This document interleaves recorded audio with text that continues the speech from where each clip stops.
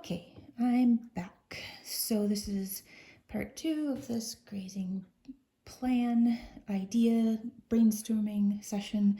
And we talked about having 2 gates that opened. What that allows us to do here is to be able to shorten your grazing laneways so that your horses don't have to go from here all the way into here in this back corner.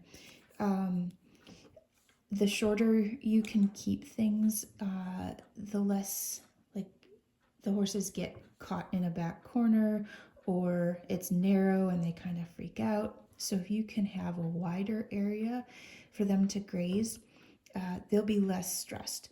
So if you've got a nervous horse or a higher strung horse, I would really suggest not having your grazing area be narrow like we first made it, but maybe that first grazing area is like this, yeah, and it's a little wider, a little more generous, and then maybe you make it go out and it's just wider, right?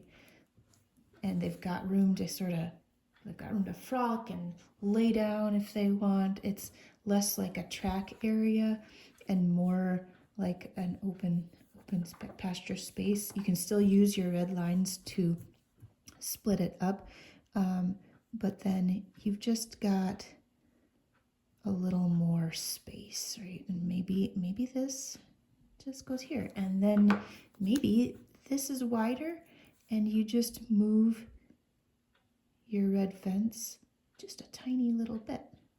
Okay, that's another really good option, is to have this area wide and these breaks to be a little shorter. The red line only gets moved, maybe it's only 5 feet. Sometimes I only move my fence depending on how wide this area is. I might only move that red line on arm's width, 5 feet. I'm 5'5", so that's an option. The beautiful thing is with this is there's really no wrong way to do it, except that you want to make it safe for your horses and make sure they're getting enough forage.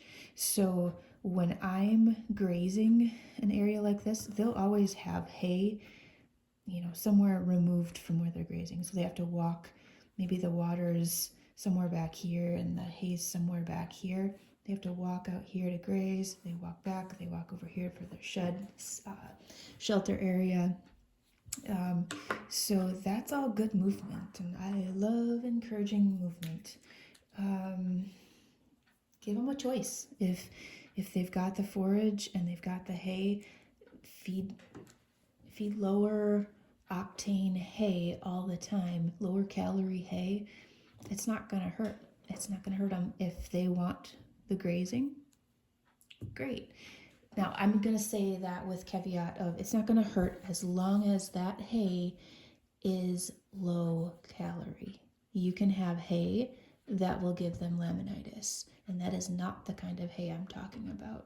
There is hay out there, they make it so hot and so high calorie that these horses founder on just hay. People think it's just grass, but no, that can happen on hay too. So that's the benefit of testing your hay, is to know what you're feeding. But typically, late cut first crop hay, more mature the better. That's going to be a lower octane, and that's going to be what you can feed back here to give them some fiber in case your pasture here isn't high enough in fiber. So they'll go back and forth and kind of balance their gut out. Okay, so the second part we said was having this gate open, right? And say you want to run a poly wire here to sort of cut this pasture or paddock area in half. You could then graze in from this direction. And again, just do fan shape. Let's see, what else could we do?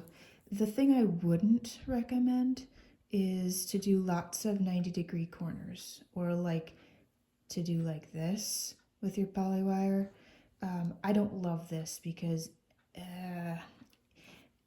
unless you know your horses really well and they're super calm and sedate and they're not going to get, if one of the horses is here and one of them walks back over here to the water, you got to be careful about that horse panicking, seeing this horse over here and not realizing that they have to walk back and around to get out.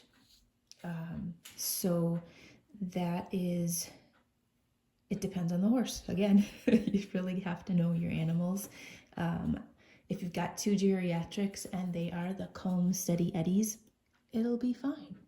If you've got young stock or you've got hot-headed young fools running around out there, I would not recommend a lot of 90-degree corners, narrow areas.